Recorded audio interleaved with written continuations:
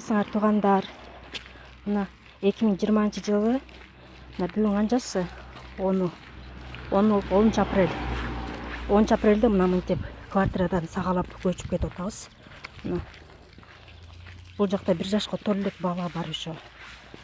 Биз киргенибизге 7-мартта киргенбиз. Ошондо биз 5-inde беребиз, эми бурса бир айдан кийин деп жакшы эме кылган, сетте бурса карантин өткөзсө деп. Ага жетпей эле хозяин ушинтип кубалап чыкты. Ошо арча бешик Камбарата көчөсүндө 94-үй болчу. Мына кетип баратабыз. Карантин учурунда баласы жок болсо да бир жөн эле баласы менен. Ушул туура эмес туугандар, туурабы? Кичине боорооп деле кичине сабыр кылып күтүшсө жакшы болмок. Азыр барганадагы көчөнүн дагы квартираны дагы тартып жөнөп жүрөбүз. Мына ушинтип сагалап кетип баратабыз. Суукта, кышында. Азыркы вице-премьер-министр болуп отурган Кубатбек Боронов МЧС болчу. Туурабы? Ошондо силер үчөөңөр иштеп турган балда, үчөөңөрдүн мойнуңарда жоопкерчилик турганда эл 1 миллиондон ашык акча топтоп берген да. Азыр эми үчөөңөр бийликте турсаңар эл бербей атат. Себеби өткөн күдөй кылып дагы отчетун бербей коет деп. Урматтуу президент, сиз айтып, могу Боронов менен Мухаммедкалый Абылгазиевге айтып койбойсузбу, тиги неме каякта депчи, дача судагы акчам эмне болгон деп сурап, элге отчетун берип койсоңуз, эл берет акча, эл акча бергенге даяр эл. Өткөндө кайсы бир депутат айтты, 100 сомдон чогулсак 300 миллион сом топтоп коет экенбиз деп. 200 сом, 500 сомдон берели. Только жеп койбогула. Только жеп койбой, электронный цифровой кылып койгула, адресине бара турган кылып. Ошол жерге акча барсын. Силер бардыгынын көңүлүн калтырып бүттүңөр. Азыр эми азыр ушинтип энең байтак акыйнек айтышып отура беребиз, ушун менен кете беребиз. Бар жок бардак боло берет. Бактыбек эке, сиз ичиңизде болгон нерсенин баарын айтып салдыңыз окшойт. Эми мен айтпаганга, баатан бери мен мынакта сен айтып атпайсыңбы, сурап атат, анан сурап андай кылып атат, мындай кылып атат. Эмнеге мен жанарларга дагы айтып атам да, өмүрчүс кечтерге айтып атам да. Тайтая турган маал өттү, урматтуу саясатчылар. Тайтая турган маал өттү. Күрөшсөк эркекче чыгып күрөшөлү, башка жазган тагдырды көрөбүз. Анан сулуу чымчыктай болуп, азыр тиги айтса, кой, тиги эле айтатсың, мен айтпай эле коеюн деп, дубалдын артында туруп калайын, мага ок тийбей калат деген, ошо кантип болсун? Туура. Биз ушундай да бирикпесек, ушундай да элдин демин алып кете албасак, көтөрүп кете албасак, качан келет ошол момент анда? Баса калып, мына мен кечеден бери карап атам. Эми Мадымаровду Facebooktун бети менен бир болуп жамандап атышат. Билебиз алар кимдер жамандап атканын. Бетиңер уятыңар барбы?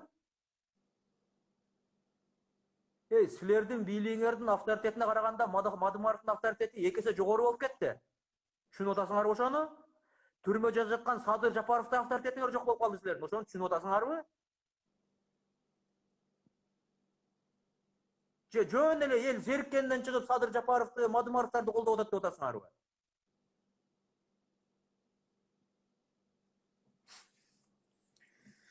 Инициативаны алдырып бердиңер десе капа болот экенсиңер. Эч нерсе колуңардан келбегенден кийин өзүңөр билип деле кетип калгылар. Мен жогоруда мына мен атын айткандар. Мухаммедкалый Абылгазиев, премьер-министр, вице-премьер-министр неме?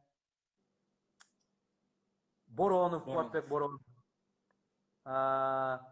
СМБнын башчысы, генеральный прокурор, Коопсуздук кеңештин катчысы Дамир деген жигит беле. Муну вице-премьер-министр экономиканы кыйратып берет деген жанкы Эркин беле, Асрандиев. Барыңар кетишиңер керек иштен. Барыңар кетиш керек. Болбосо эл силерге уже ишенбейт. Алтынай Сейитбековнаны иштен алганыңар саясат болуп калды, айтып коеюн. Силер саясат кылып бердиңер. Өзүңөр саясаттан алыс болгула деп туруп, өзүңөр саясат баштай бердиңер. Шерменде болдуңар. Баарың чогулуп барып, Өмүрбековдон кечирим сурап койгула. Мындай болбойт, эркекче саясат мындай болбойт, бул уят. Бардыгыңар кетишиңер керек. Мына ошо Асырандиевди алып барып вице-премьер-министр кылышты. Замир Аскаровдун ордуна кыйратып үйрөт деп. Ал деген российский баягы орус кыргыз өнүктүрүү фондунда иштеди. Эмне орус кыргыз өнүктүрүү фонду бир нерсени өнүктүрүп жүрдүңөр беле? Кредитти бербей бекитип жатасыңар да сыпор. Эч ким ала албай турган шартты коюп койгонсуңар, эч ким ала албай атат. Ошол берилген чөнтөгүндө турган кредит иштете албаган киши вице-премьер-министр болуп бир нерсени кыйратабы? Орусча билет экен деген критерий менен коюпсуңар. Замир Аскаров орусча биле албай, жанкы ЭЭПтин ичинде, таможня союзунун ичинде сүйлөшүүлөрдү жүргүзгөндө Замир Аскаров бир аз орусчадан аксайт экен. Анан ошого орусча билет деп тигине коюпсуңар. Ол жерде экономиканы башкарыш үчүн орусча эле эмес, алганды анан бөлгөндү эле эмес, көбөйткөндү, кошконду да билиш керек, экономиканы билиш керек ал жакта. Мына экономикалык кризиске капталып калдык. Эл карантинде ачка отурат. Экономиканы күрүртеткен бирөө жооп береби ошондо? Значит, ал вице да кетиш керекпи? Мен Алтынай Өмүрбекова болушкан жерим жок. Бирок эми ал кеткен болсо, анда эркекче болуп баарыңар кетишиңер керек. Силер Совбез, Кыргызстандын эң чоң институту Совбез эптей албай калган нерсеге ошол бир кичинекей бөжүрөйгөн аял эптей алат деп ошону крайнийге таптыңарбы? Уят эмеспи? Кудай тобагылдым, уят эмеспи? Кантип күндө ишке барып келип атасыңар ошондон кийин? Гилтеген 5 жолу өткөн Совбезден жыйынтык чыкпаган, анан ошол эч нерсеге алы жетпеген Алтынай Өмүрбекованын алы жетеби бир нерсеге? Ал эч ким эмес ал жакта. Аны бардыгы билет ал эч ким эмес экени. Аны Бабановдун кишиси катары силер аны иш жерге жолотпойсуңар дагы. Муну милициялар, министрлер. Чынын айтып коеюнбу? Министрлер Мухаммедкалый Абылгазиевге баш ийбейт. Аны тоготпойт. Анын айтканын жасабайт. Себеби Мухаммедкалый Абылгазиевдин чөнтөгүндөгү өкмөт башчы деген удачтаберен нерселер болбосо башка эч нерсеси жок анын.